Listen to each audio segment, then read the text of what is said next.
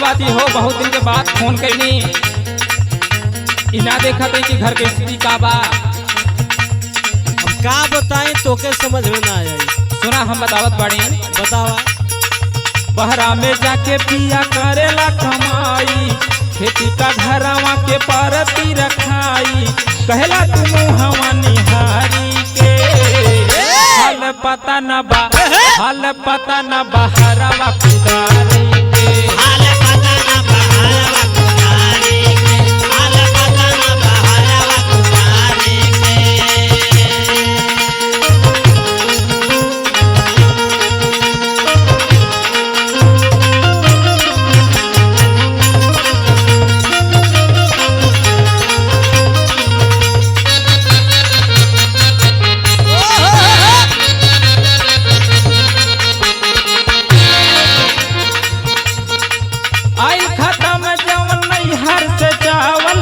लइका चबई नहीं हो दाना भुजावल, लइका चबई नहीं हो दाना भुजावल, लइका चबई नहीं हो दाना भुजावल।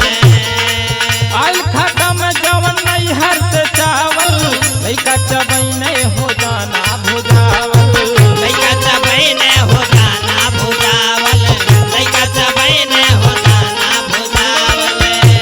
या बुझी ना दिया भतल चारी के हाल पता न बा, हाल पता न बहरवा कुदारी के, हाल पता न बहरवा कुदारी के, हाल पता न बहरवा कुदारी के।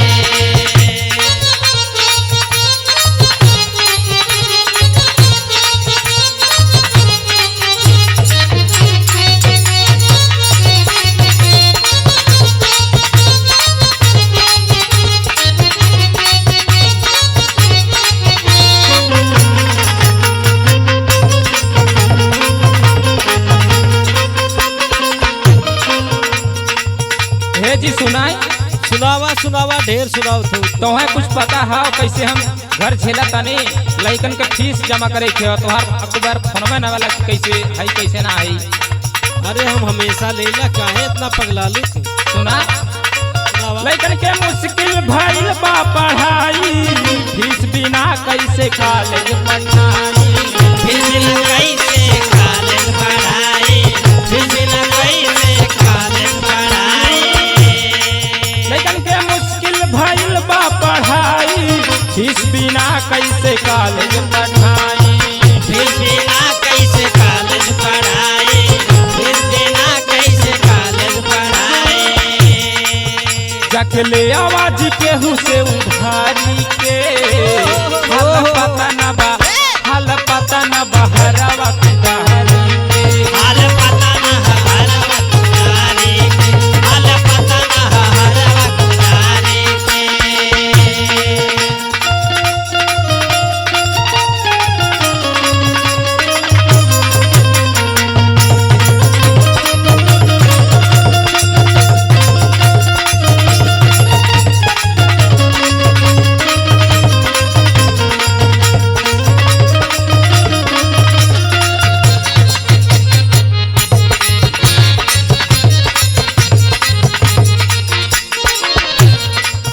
राजा जी।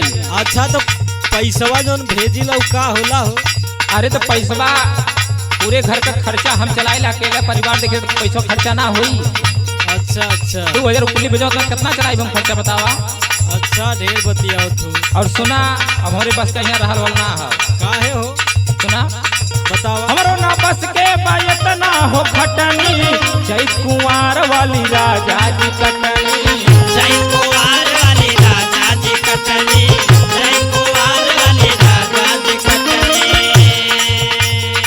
हमारो ना बस के बायत ना हो खटनी, चैत कुंवार वाली राजा जी कटनी, चैत कुंवार वाली राजा जी कटनी, चैत कुंवार वाली राजा जी कटनी। आया क्या अपन कुल देखा रउआ देखी ना अपन खेती बारी के हाल पता ना बा, हाल पता ना बहरवा कुदारी के, हाल पता ना बहरवा कुदारी के, हाल पता ना बहरवा कुदारी के, हाल पता ना बहरवा